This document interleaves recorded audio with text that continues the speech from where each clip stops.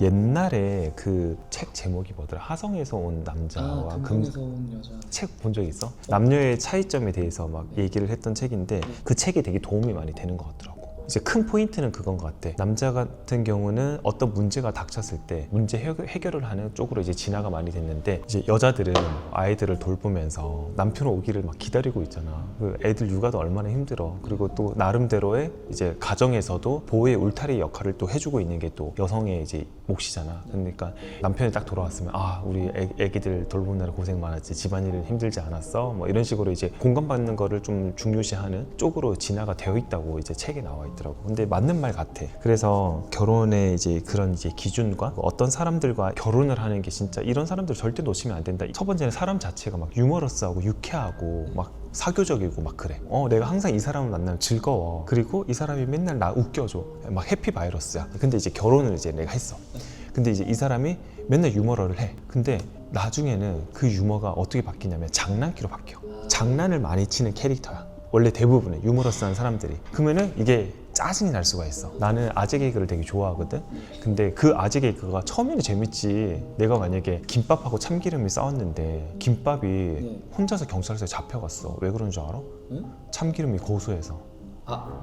약간 이제 이런 아재 개그가 처음에도 재미는 없는데 그래서 그런 개그들을 내가 맨날 한다 해봐. 그러면 이제 진짜 그만 좀 해. 약간 이런 식으로 될 수도 있고. 그리고 이제 그 유머러스하고 유쾌하고 경쾌하고 이런 성격 자체가 사교적이잖아. 그러면은 연애할 때는 좋지. 사람들도 되게 다양하게 만나는 것 같고. 근데 결혼을 했는데 조금 더 가정에 신경을 썼으면 좋겠는데 사람들 만나러 간다고 정신이 없는 거야. 사교적이니까. 이제 그러면 어떻게? 결혼 생활이 좀 더 맞지 않을 수 있겠지. 두 번째, 외모는요. 너무 잘생기고 너무 예쁘고 우리 왜 잘생겼다 하면은 그 누구냐? 그 친구. 박보검. 박보검 이런 사람들 너무 잘생겼잖아. 되게 호감형이고 저런 사람이랑 살면은 평생 동안 정말 행복할 것 같아. 안 돼요. 그게 사람의 뇌라는 게 호르몬에 결국 영향을 받는 건데, 이게 잘생기고 아무리 예쁘고 해도 2-3년을 넘기기가 어려워요. 보통 이제 외모라고 하는 거는 쾌락 적응이거든. 외모가 출중한 사람이랑 이제 살게 되면 도파민 막 나오는 거지. 근데 그것도 적응이 돼. 우리가 어렸을 때 휴대폰 되게 갖고 싶잖아.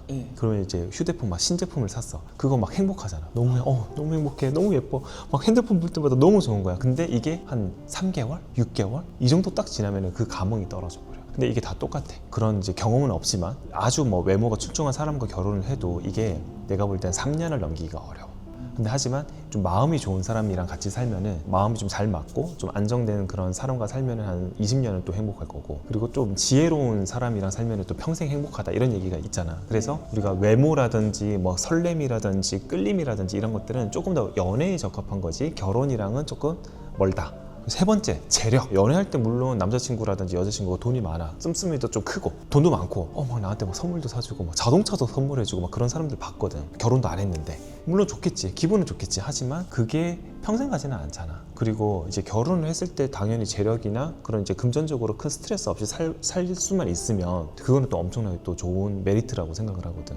그리고 네 번째, 성격이 본인과 잘 맞는가. 이거는 너무 주관적이긴 한데 연애는 성격이 안 맞으면 헤어지면 되잖아. 그래서 성격이나 나와 그 사람의 포인트들, 그런 것들이 잘 맞는 거는 당연히 결혼 생활이 좀 더 중요하겠죠. 그리고 다섯 번째, 스트레스 반응도인데 이 사람이 뭔가 스트레스를 받았을 때 회피를 하는지, 아니면 약간 공격적인 성향을 갖고 있는지, 아니면 이 스트레스를 해결을 하려고 하는 스타일인지가 좀 다른 것 같은데, 만약에 이제 연애 스타일 같은 경우는 내가 스트레스를 받았는데 막 공격성이 나와. 그럼 헤어져야지. 운전하는데 막 갑자기 막 악셀도 확 밟고 브레이크 팍 밟고 막 성격 팍 막 욕하고 막 이러면은 헤어져야지. 그래서 결혼을 할 때 이 사람이 그런 스트레스를 좀 올바른 방법으로 풀 수 있는 사람인지, 그리고 그 스트레스의 근원지, 원인을 가지고 해결을 하려고 하는 노력이 있는지가 또 중요한 포인트가 아닐까. 그래서 그런 사람들은 결혼했을 때 좀 잘 맞을 수 있지 않을까 생각을 합니다. 그리고 이제 여섯 번째인데, 싸우는 방식이 어떤지. 그것도 중요할 것 같아. 그래서 연애할 때는 난 그렇게 생각해. 내가 만약에 1년을 연애를 했는데 한 100번 싸웠어. 근데 10년을 연애했는데 한 번 싸웠어. 그러면은 후자가 결혼하기에 좀 더 난 불리하다고 생각해. 왜냐하면 사람은 싸우면서 내가 극한의 스트레스일 때 사람의 성격이 다 나오잖아, 원래. 그래서 싸움을 많이 해봐야 이 사람의 윗바닥을 한번 봐야 돼. 이혼을 하잖아. 그러면은 진짜 완전 사람의 밑바닥 끝을 볼 수가 있어. 그 정도로 이제 강하게 이제 싸우는 게 사실 이혼인데, 이혼은 완전 파탄이니까 파국으로 치닫는 그 싸움인데, 그래도 이제 그 정도까지는 아니더라도 연애할 때 많이 싸워보고 이 사람이 어떤지 그거를 좀 보고, 한두 번 싸웠을 때 그런 게 안 나와. 왜냐면 자신을 좀 감추고 있거든. 근데 상대방이 되게 편해지고 그리고 내가 어느 정도 좀 익숙해지면은 그런 이제 패턴들이 나오기 시작하는데, 이제 인신공격하고 막 욕하고 이런 패턴으로 나오는 사람들도 있고, 그러면 이제 결혼하면 안 되겠지. 근데 이제 만약에 10년 연애했는데 한 번 딱 싸웠어. 근데 그런 게 나올까? 안 나와. 그래서 싸움을 할 때 그런 식으로 싸우는지, 싸움의 근원에 대해서 문제를 해결하려고 하는 태도가 있는 사람인지, 이게 되게 중요한 것 같아. 그리고 이제 7번째는 이제 서로 간에 다른 방식이 있잖아. 그거를 이해하고 공감하는 능력이 어느 정도가 있는지가 또 포인트인 것 같아. 정말 그 결혼하게 되면은 되게 사소한 거 가지고 많이 안 맞으니까 이제 싸우게 되잖아. 그 치약이지, 치약. 나는 끝에서부터 이렇게 짜거든. 끝에서부터 이렇게 쭉쭉 올라가면서 짜는 편인데, 이제 중간에서 이렇게 짜버리는 거야. 근데 그런 거 가지고 또 태클을 걸어요. 결혼하기 전에는 절대 나오지 않는 그런 성격들이 결혼하면서 같이 살면서 이게 나오는 경우가 되게 많거든. 그래서 그런 것들을 좀 잘 캐치를 할 필요가 있다. 그런 생각이 좀 듭니다. 그리고 이제 이런 이제 서로 간의 방식이 다를 때 어떻게 해결을 하는지가 또 되게 중요한 것 같아. 누구나 다 똑같을 수는 없어, 맞잖아. 근데 그거를 이제 서로에 대한 이제 존중이나 이해를 좀 해주려고 하는 편인지, 아니면은 이제 그거에 대해서 상대방을 고치려고 하는 편인지, 이런 것들을 좀 잘 파악을 해야 되는 것 같아. 나는 개인적으로는 상대방과 소통을 좀 잘 해가지고 상대방의 방식도 이해를 하면서 조화롭게 만드는 그런 현명한 사람이 좀 좋지 않나. 상대방의 방식을 조금 존중을 하면서 내 방식도 조금씩 스며들 수 있게 하는 그런 현명한 사람이 결혼하기에 좋은 사람이 아닐까, 그렇게 생각을 합니다.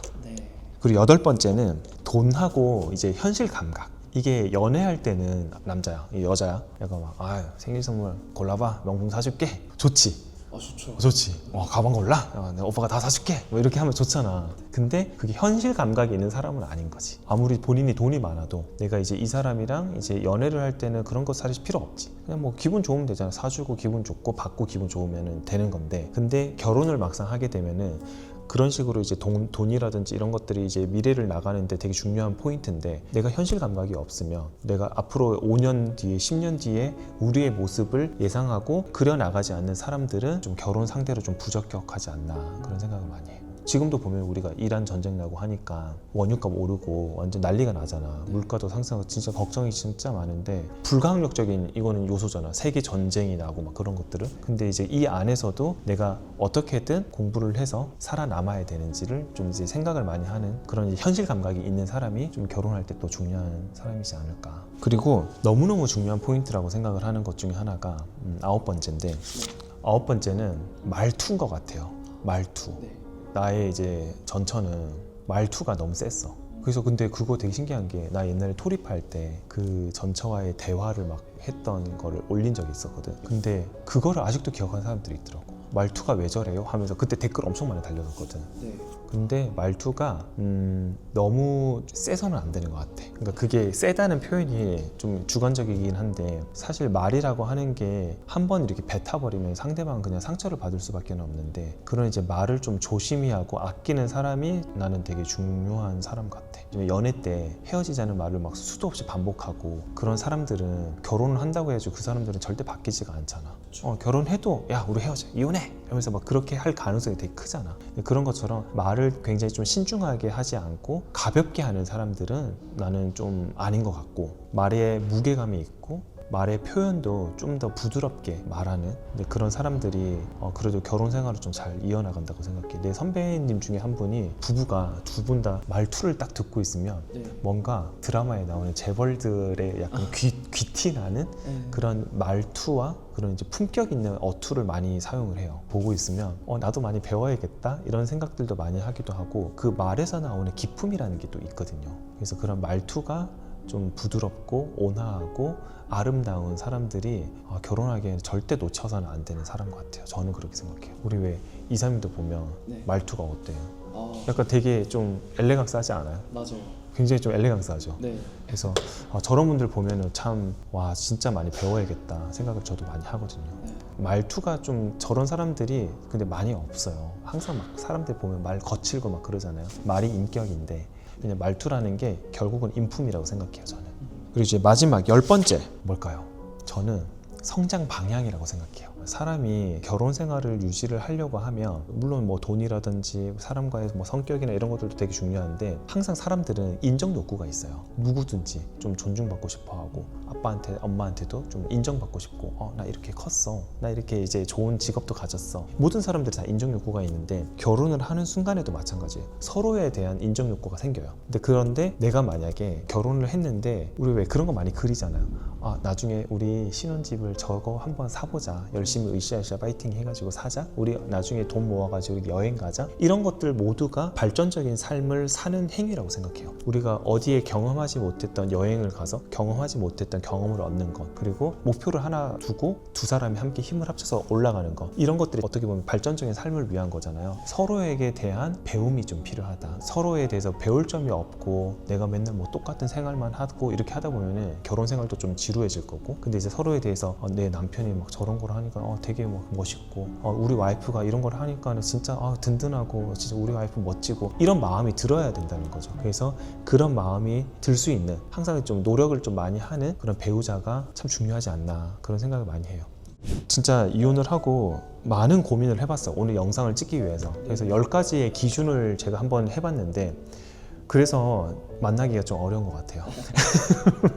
우리가 결혼이라고 하는 거는 진짜 한순간의 감정에 이끌려가지고 하는 건 절대 아니잖아요. 진짜 미래를 함께 그릴 수 있는 사람과 결혼을 해야 되는, 아무리 뭐 잘생기고 해봤자 이 사람이 만약에 능력도 없고, 그리고 뭐 미래에 대한 그런 발전 가능성도 없고 하면은 이 사람을 내가 어떻게 같이 함께 길을 가야겠어요. 물론 이제 억지로 끌고 갈 수는 있겠지. 근데 얼마나 힘들겠어요. 그죠? 이런 여러 가지들을 한 번쯤은 고려를 해보는 게 좋지 않을까. 제가 만약에 28살에 돌아가서 이런 지식들, 그리고 이런 감정들, 지금 내가 가지고 있는 생각들을 내가 그때 알았더라면 얼마나 좋았을까, 그런 생각을 많이 하죠. 결혼이 참 요즘에도 중요하고 예전에도 중요했었고 앞으로는 더 중요한 게, 우리나라가 출산율도 저하되고 하다 보니까 이혼도 많아지잖아요. 그러다 보니까 그게 더 큰 문제가 되는 거고, 이혼을 할 거면은 사실 결혼을 하면은 안 되는데 그게 사람 일이라는 게 쉽지가 않잖아요. 오늘 영상 이 10가지 기준을 한번 돌이켜 보시면서 내가 만나고 있는 이 사람이 결혼 상대로서 좀 적합한가, 한번 그런 것들을 좀 고민해 보셨으면 좋겠어요. 그래서 이왕 결혼하는 거 정말 나와 그리고 내 미래를 함께 그려나갈 수 있는 사람을 만나서 이혼하지 않고, 정말 여러분들이, 이 영상을 보신 여러분들이 행복한 결혼 생활을 꼭 하셨으면 좋겠다는 진심을 담아가지고 오늘 영상을 좀 찍자고 부탁을 좀 했습니다. 지금처럼 뭐 전쟁 나고 이렇게 힘든 시기가 있잖아요. 그러면은 믿고 의지할 사람 사실 가족밖에 없어요. 그렇게 좀 힘을 합쳐가지고 그 문제를 좀 해결할 수 있는 능력들도 한번 고민을 해보고 길러나가는 것도 전 좋다고 생각을 합니다. 요즘같이 좀 어려운 시기에 즐겁고 행복한 결혼 생활이 좀 되시길 바라면서 다들 화이팅 한번 해봅시다. 안녕. 매일 우릴 비춰주는 동그란 아침 햇살처럼